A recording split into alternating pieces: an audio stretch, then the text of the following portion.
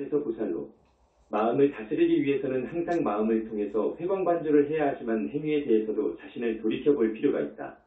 이를 바로 내시반청이라고 하며 사전적 의미로는 남을 꾸짖기보다 자신을 돌이켜보고 반성함을 뜻한다.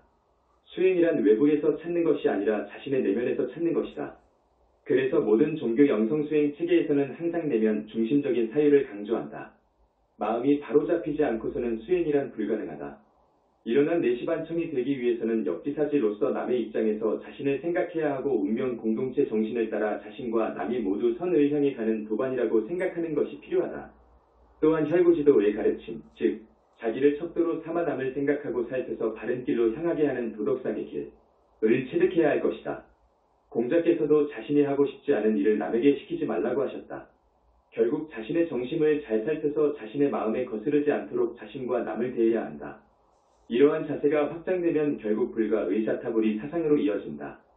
회광반조하고 내시반청하며 이를 위해서는 역지사지, 혈구지도 그리고 팔정도와 자타불이 사상으로 나가야 할 것이다. 물론 이 과정을 거쳐 아라한과를 얻으면 성중하늘을 지나 아라한하늘에 태어난다. 아라한이 성중하늘로 갔다가 원력 수생하여 인신을 받아와서 보살과를 증하기 위해서는 자력만으로는 불가능하며 부처님의 위신력과 가피가 있어야 가능하다고 큰 스님께서는 자상히 일러주신다. 즉 타력이 필요하다는 말씀이다. 비유하자면 자력 수행에 매진하는 것이 무거운 짐 작업생의 업을 진채 도보로 한반도 삼천리를 경주하는 것이라면 타력 수행을 비행기로 한반도 삼천리를 유람하는 격이 아닐까 한다. 그리고 보살이 되기 위해서는 화엄경 의식태양 십지에 보살행을 닦아야 한다고 하신다. 그래서 해인삼매에 들어 시방세계 일체가 선명히 드러나고 금강석 같이 일체를 여인 마음으로 청정해져야 한 티끌 한 생각이 녹아져 햇빛처럼 밝아야 보살을 이룬다고 큰 스님께서 설하신다. 또한 큰 스님께서는 이타행과 보살심이 투철해야 하며 삼독의 번뇌를 벗어나 중생에게 기쁘게 회양할 줄 아는 마음가짐. 나는 살아남아서 눈먼 부모님을 봉양해야 한다며 처형장으로 끌려가는 사형수의 처절한 절규를 들었을 때 자기가 그 사람 대신 처형받을 것을 자원할 정도가 되어야 한다고 하셨다. 큰 스님의 21세기 붓다의 메시지 가르침과 법문이 아니고서는 아라한이 보살로 가는 도정에 대한 설명은 오늘날의 여타의 선지식이나 시중의 명상수행서적에서는 찾기가 너무 힘들다. 보살도에 대한 가르침은 근본경전의 화엄경이나 법화경을 봐야 어느 정도 알 수 있지 그렇지 않고서는 범부 중생이나 일반 선지식으로서는 알지도 못할 뿐더러 깨닫지도 못할 경지이다. 일반 선지식의 경지가 고작 견성해서 아라한 정도이니 할 말이 없다 하겠다.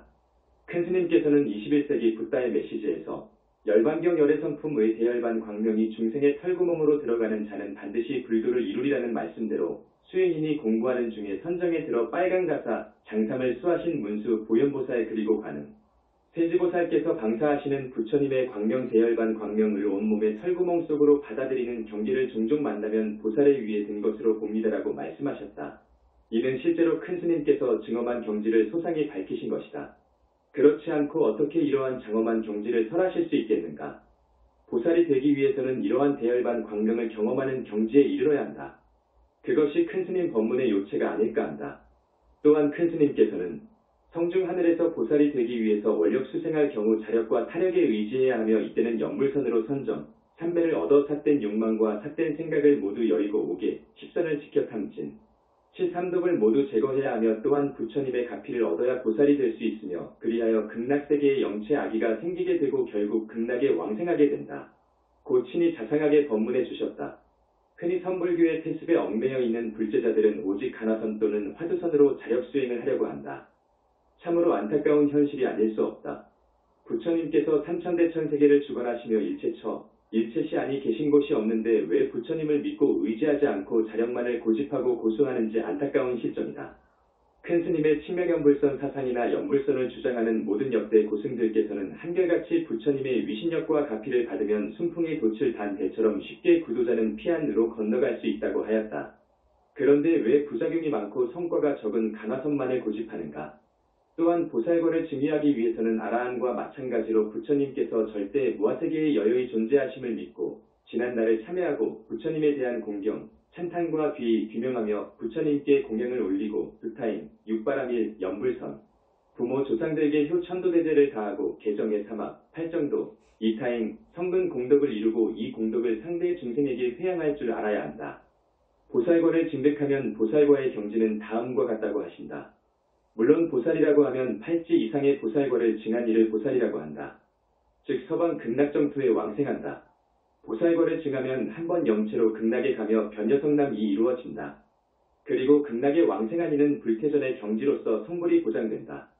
해인산맥까지 들며 보살과를 이루면 두 명의 금강역사 심장가 호신하며 영체의 색깔은 아침 8시경 태양의 빛깔이라고 하신다. 정리하자면 무엇보다 아라한이 보살이 되기 위해서는 신명현 불선에 주력해야 하고 자력과 타력을 통해서 정진하여 문수보살과 고현보살 등 대보살이 끌어주어야 보살을 증유할 수 있다고 큰 스님께서 말씀하셨다는 점을 명각해야 할 것이다.